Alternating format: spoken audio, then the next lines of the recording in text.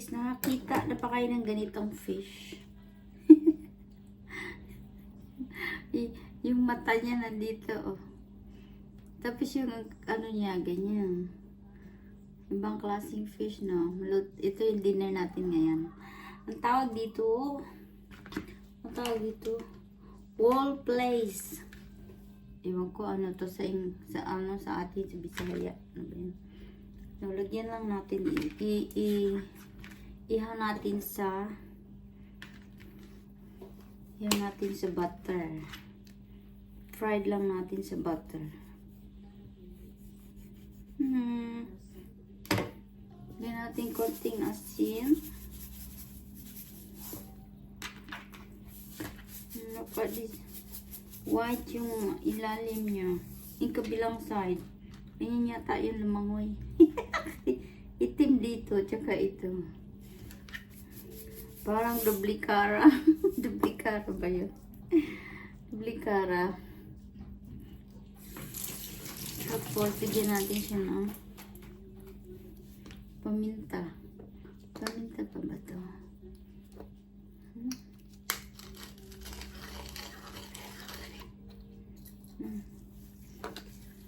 Lagay, iluto natin sa butter.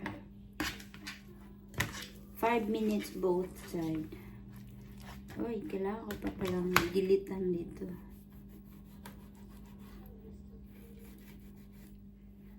Guys, konting asin.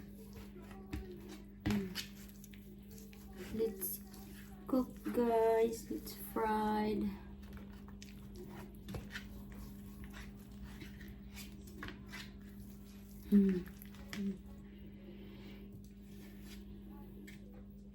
Pag lumangoy ganyan, parang nasa ano to, aquarium.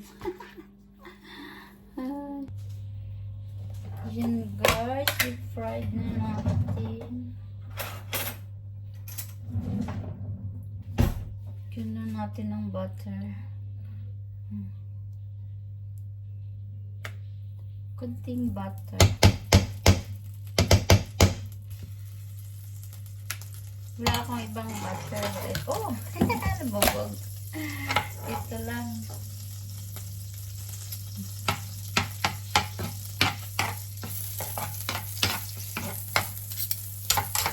Tapos haluin natin siya ng para hindi masunog yung butter.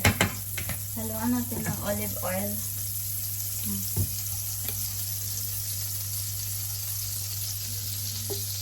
Para hindi siya masunog. Masunog yung butter.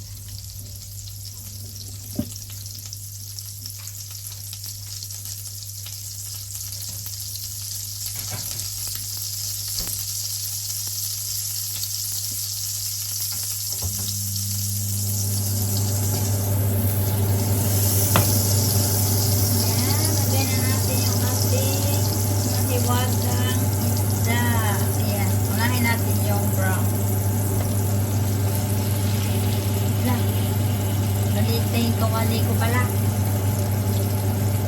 5 minutes both sides.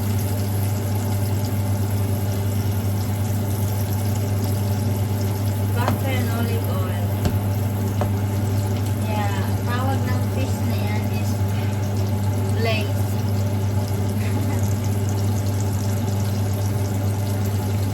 Tapos balik-tarin natin siya.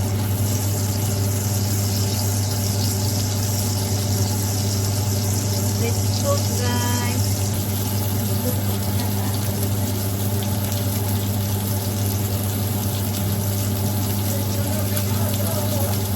Yan na natin.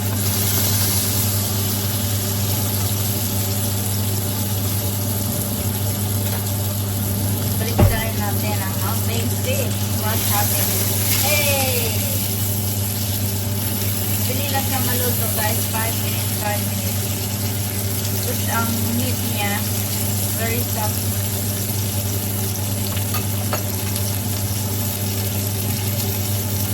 Let's cook, guys. Yun ang ulam natin for today. Dapat meron akong fried rice with eggs.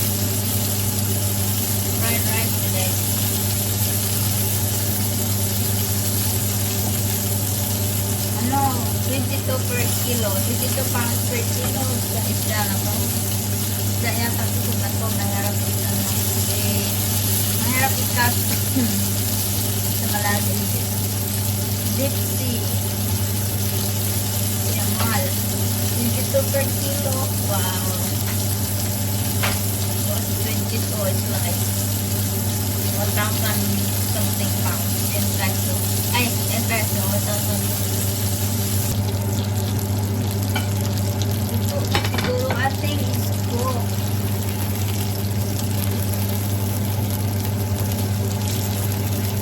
Yeah, it's cook, guys.